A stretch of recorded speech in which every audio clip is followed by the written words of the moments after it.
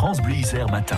7h47, notre invité ce matin, Alain Carignon, candidat à la mairie de Grenoble, avec vous, Nicolas Crozel. Bonjour Alain Carignon. Bonjour. Merci d'être avec nous ce matin. Cette fois, c'est sûr. Le second tour aura bien lieu le 28 juin, dans un peu plus de 2 semaines. La situation sanitaire le permet. Vous avez 26 points de retard sur Éric Piolle après avoir fait campagne sur le rejet d'Éric Piolle par les Grenoblois. N'êtes-vous pas découragé ? D'abord, la campagne est confisquée, malheureusement, du fait des conditions sanitaires, et Éric Piolle peut la faire comme maire sortant sur fonds publics, avec une com qui devient indécente, des annonces électorales permanentes et sans lendemain. Alors, de notre côté, nous multiplions les contacts personnels. Tous les soirs, j'organise entre 19h et 20h un e-débat sur la ville d'après, quartier par quartier, terrasse de café par terrasse de café, maintenant qu'elles sont ouvertes. C'est quoi? Les e-débats, c'est quoi? C'est par... À la fois, on peut nous dialoguer avec moi en direct par Internet, et en même temps, ceux qui sont sur place peuvent questionner aussi en gardant la distanciation sociale. Donc, si vous voulez, nous essayons de contourner tous les interdits que nous respectons, bien entendu, pour pouvoir organiser un débat qui n'a pas lieu, de fait.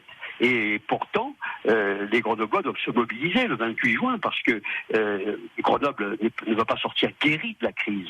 Elle était en difficulté avant, elle va l'être encore un peu plus avant, sur le plan financier, sur le plan social, économique et sur l'emploi. Donc vous n'êtes pas découragé, c'était ma première question, d'après ce que j'entends là. On n'est absolument pas découragé de vouloir sortir Grenoble de la crise. Vous dites qu'Éric Piolle fait campagne sur fonds publics. Éric Piolle, nous, on a plutôt l'impression qu'il ne fait pas campagne, justement, qu'il se place au-dessus de la mêlée, il est le maire en place, il dit qu'il gère la crise et il ne retombe pas dans l'arène. Est-ce que c'est pas difficile, justement, de faire campagne contre quelqu'un qui refuse le match ? D'abord, il a géré très mal la crise. On était les derniers pour les masques, les derniers pour les drag tests, très très mauvais pour l'ouverture des écoles. Sur tous ces sujets-là, il n'y a pas de plan emploi de la ville. Et bien entendu, il se contente, comme il fait campagne, bien entendu, mais il fait campagne sur fonds publics, comme avec une communication de maire. Il fait des annonces. Cette semaine, il lance un inventaire des biens culturels. Pendant le mois de juin, c'est-à-dire pendant la campagne, et auquel il donnera suite après. Comme tous les maires sortants, finalement, qui se représentent, non ? Pas comme tous les maires sortants. Pourquoi ? Non, il fait une campagne sur fonds publics qui est indécente, et évidemment, il refuse, lui, par contre, le débat sur les vrais sujets grenoblois. Prenons cet inventaire sur la culture, c'est évidemment auquel il donnera une réponse après les élections. C'est une campagne même un peu grossière. Alors, les problèmes sont là.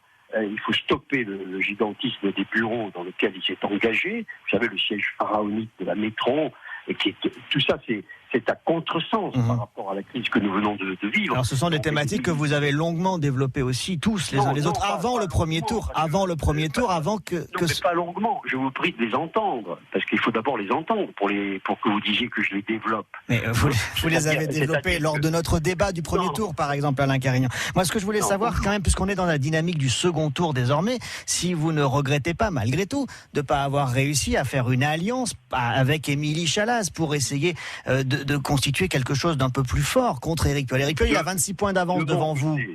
Oui, de mon côté, je suis favorable à l'union. J'étais favorable à l'union de toutes les listes en fonction des résultats du premier tour. Émilie Chalas préfère favoriser Éric Piolle en se maintenant dans les conditions où elle se maintient. Et donc, j'appelle tous les électeurs du premier tour, quel que soit leur vote, qui est évidemment tout à fait respectable, et surtout tous les abstentionnistes, à se mobiliser le 28 juin, de façon à ce que Grenoble, nous essayons ensemble de mettre fin à ces difficultés et de construire surtout la ville d'après qui rompe avec ces options qui sont prises aujourd'hui, puisque la ville a besoin de respirer, elle a besoin d'espace vert. La crise sanitaire montre que ces besoins sont indispensables, qu'on ne peut pas continuer à construire une ville dense, une ville où on ne peut pas respirer, alors les grandes métropoles peuvent devenir des foyers. Tout est toujours possible.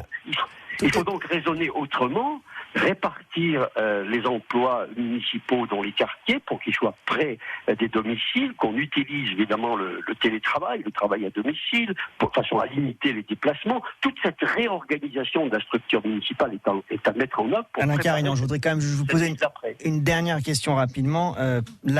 Arithmétiquement, en tout cas, votre victoire paraît compromise à l'issue du premier tour, même si tout est toujours possible dans les élections.